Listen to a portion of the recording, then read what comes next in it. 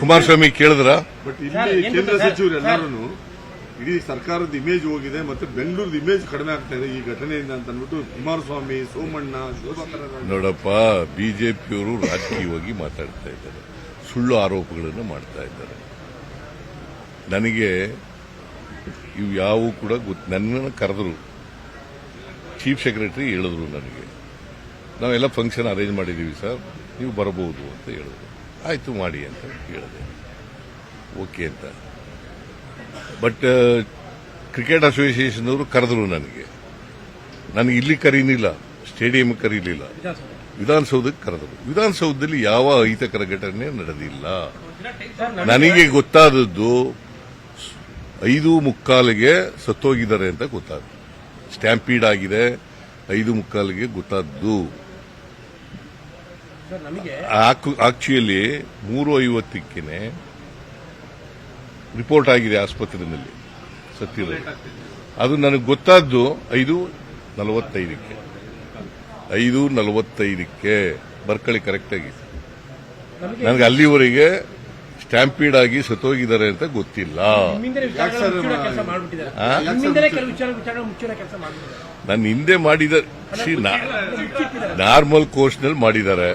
ಅಲ್ಲಿ ಯಾರ್ಯಾರು ತಪ್ಪು ಮಾಡಿದಾರೆ ಅವ್ರ ಮೇಲೆಲ್ಲ ಕ್ರಮ ತಗೊಂಡಿದ್ದೀವಿ. ನಾನು ಈಗಲೂ ಕೂಡ ಈ ಘಟನೆ ಸಂಭವಿಸಬಾರ್ದಾಗಿತ್ತು. ಎಲ್ಲಿ ಸಂಭವಿಸಿರೋದು? ಕ್ರಿಕೆಟ್ ಸ್ಟೇಡಿಯಂ ಹತ್ರ. ನನ್ನ ಕ್ರಿಕೆಟ್ ಸ್ಟೇಡಿಯಂಗೂ ನನಗೆ ಸಂಬಂಧ ಇಲ್ಲ. ಬಹಳ ದಿನದಿಂದ ಸರ್ ಕ್ರಿಕೆಟ್ ಸ್ಟೇಡಿಯಂನ ಬೆಂಗಳೂರಿಂದ ಹೊರಗಡೆ ಹಾಕಬೇಕು ಅಂತ ಅಂದ್ಬಿಟ್ಟು ಡಿಮ್ಯಾಂಡ್ ಇದೆ ಸರ್. ಅದನ್ನ ಪರಿಶೀಲನೆ ಮಾಡ್ತೀವಿ. ಅದನ್ನ ಯಾಕಂದ್ರೆ ಈ ತರ ಬೇರೆ ಜಾಗ ಎಲ್ಲ ನೋಡ್ಬೇಕಲ್ಲ ಸರ್. ವ್ಯಕ್ತಿಗತವಾಗಿ ನಿಮ್ಮ ಆಡಳಿತದಲ್ಲಿ ಇಂಥದ್ದೊಂದು ಘಟನೆ ಆಗಬಾರ್ದಾಗಿತ್ತು ಅನ್ನುವಂಥ ನಮಗಿರುವಂತ. ನಿಮ್ಮ ಯಾರ ಅವಧಿಯಲ್ಲಿ ಆಗಬಾರ್ದು, ನಿಮ್ಮ ಆಡಳಿತದಲ್ಲಂತೂ ಆಗಲೇಬಾರ್ದಾಗಿತ್ತು. ಬಿಜೆಪಿ ಅವ್ರ ಕಾಲದಲ್ಲಿ ಆಗ್ಬೋದಾ? ನಿಮ್ಮ ಆಡಳಿತದಲ್ಲಿ ನಮ್ಮ ಆಡಳಿತ ಇಲ್ಲಪ್ಪ, ಬಿಜೆಪಿ ಅವ್ರ ಕಾಲದಲ್ಲಿ ಆಗ್ಬೋದಾ?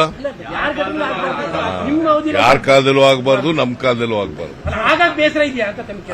ಹಾಗಾಗಿ ಬೇಸರ ಇಲ್ಲೇ ನೋಡಪ್ಪ, ನಾನು ಈಗಾಗಲೇ ಆಗಬಾರ್ದು ಅಂತ ಹೇಳಿದ್ದೀನಿ, ಆಗಬಾರ್ದು ಅಂತ ಹೇಳಿದ್ದೀನಿ. ನಾನು ಹದಿನೇ ಪ್ರಶ್ನೆ ಕೇಳಿದ್ರೆ ಪುನಃ 15 ಪದ ಬೇರೊಂದು ರೀತಿಯಲ್ಲಿ ಕೇಳ ಆಗಬಾರ್ದು. I repeat I reiterate ಆಗಬಾರ್ದಾಗಿತ್ತು. ಇದು ಅಹಿತಕರ ಘಟನೆ, ಇಂಥ ಘಟನೆ ಆಗಬಾರ್ದಾಗಿತ್ತು. ನಾನು ಚೀಫ್ ಮಿನಿಸ್ಟರ್ ಆದ್ಮೇಲೆ ಇಂಥ ಘಟನೆ ಯಾವಾಗಲೂ ಕೂಡ ನಡೆದಿರಲಿಲ್ಲ, ನಡೆದಿದೆ.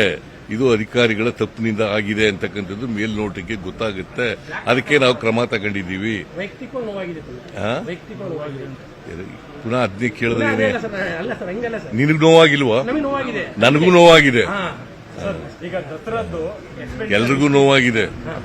ನೀನು ಒಬ್ಬನಿಗೆ ಅಲ್ಲ, ಎಲ್ರಿಗೂ ನೋವಾಗಿದೆ, ಇಡೀ ಸರ್ಕಾರಕ್ಕೆ ನೋವಾಗಿದೆ. ಬಟ್ ಎಲ್ಲೋ ಒಂದ್ ಕಡೆ ಪೊಲೀಸ್ ಕಮಿಷನರ್ನ ಬಲಿಪಶು ಮಾಡೋದು ಅಂತ ಅಂದ್ಬಿಟ್ಟು ಒಂದು ಕ್ಯಾಂಪೇನ್ ಮಾಡ್ತಾ ಇದ್ದಾರೆ ಎಲ್ಲ ಸೋಷಿಯಲ್ ಮೀಡಿಯಾ.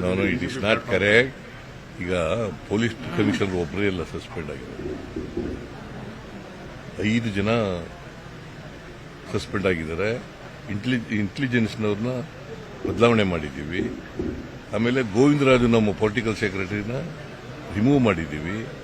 ಗೊತ್ತಾಯ್ತಾ? ನಾವು ಸೀರೀಸ್ ಆಫ್ ಕ್ರಮ ತಗೊಂಡಿದ್ದೀವಿ. ಒಬ್ಬರನ್ನೇ ಮಾಡಿಲ್ಲ, ಪೊಲೀಸ್ ಕಮಿಷನರ್ ಒಬ್ಬರನ್ನೇ ಮಾಡಿದ್ದೀವ. ಅಡಿಷನಲ್ ಕಮಿಷನರ್ ಪೊಲೀಸ್, ಆಮೇಲೆ ಡಿಸಿಪಿ, ಎಸಿಪಿ, ಇನ್ಸ್ಪೆಕ್ಟರು ಎಲ್ಲರೂ ಮಾಡಿದ್ದೀವಿ. ಇದು 2 ವರ್ಷ ಸಂಭ್ರಮದಲ್ಲಿ ಇದ್ದವ್ರಿಗೊಂಥರ ಬ್ಲಾಕ್ ಮಾರ್ಕ್ ಆಗಲಿಲ್ಲ. 2 ವರ್ಷ ಸಂಭ್ರಮದಲ್ಲಿ ಬ್ಲಾಕ್ ಮಾರ್ಕ್ ಆಗಲಿಲ್ಲ. ಹೆಂಗೆ ಬ್ಲಾಕ್ ಮಾರ್ಕ್? ಪುನಃ ಇನ್ನೊಂದ್ಸರಿ ಬ್ಲಾಕ್ ಈಗ ನಾವು ತಪ್ಪು ಮಾಡಿದ್ರೆ ತಪ್ಪು ಮಾಡಿದ್ದು ಅಂತ ಒಪ್ಕೋಬೋದು. ನಾವು ತಪ್ಪೇ ಮಾಡಿಲ್ವಲ್ಲ, ನಾವು ತಪ್ಪು ಮಾಡಿಲ್ಲ. ಆದರೆ ಘಟನೆ ನಡೀಬಾರ್ದಾಗಿ ಸುಳ್ಳು ಅದು ಯಾರು ಕೇಳಿಲ್ಲ.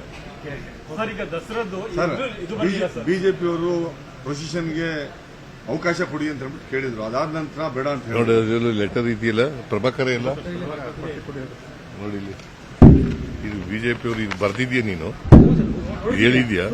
ಮತ್ತೆ ಅದನ್ನ ಕೇಳೇ ಇಲ್ಲ ನನಗೆ.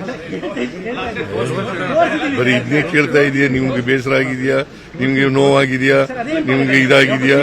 ಇದು ನೋಡಪ್ಪ, ಇದು ಯಾರು ಹೇಳಿರೋದು ಇದು ಅದನ್ನು ಮಾಡಿದ್ದೀವಿ, ಆ? ಅದನ್ನು ಸುದ್ದಿ ಮಾಡಿದ್ದೀವಿ, ಅದು ಸುದ್ದಿ ಮಾಡಿದ್ವಿ, ಬರೀ ಸುದ್ದಿ ಮಾಡಿದ್ಯಾ ಅಷ್ಟೇ. ದಿನಾ ಬರ್ದಿದ್ಯಾ, ತೋರಿಸಿದ್ಯಾ? ತೋರಿಸ್ತಾ ಇದೀವಿ ಸರ್. ಎಲ್ಲಿ ತೋರಿಸಿದ್ಯಾ?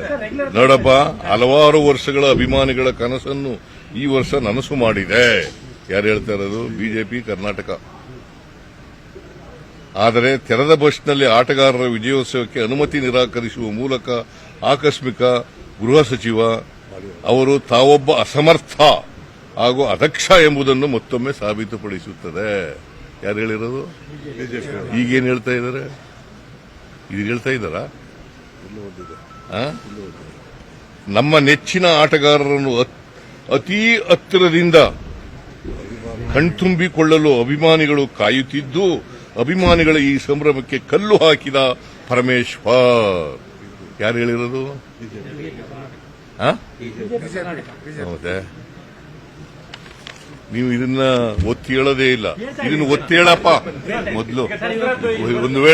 ಒಂದು ವೇಳೆ ಬಿಜೆಪಿಯವರಿಗೆ ಮಾಡಿ ವಿಧಾನಸೌಧದ ಮುಂದುಗಡೆ ಮಾಡಿ ಅಂತ ಹೇಳದೆ ಹೋಗಿದ್ರೆ ಬಿಜೆಪಿಯವರು ಬೇರೆ ತರ ಬಣ್ಣ ಹಚ್ಚರು.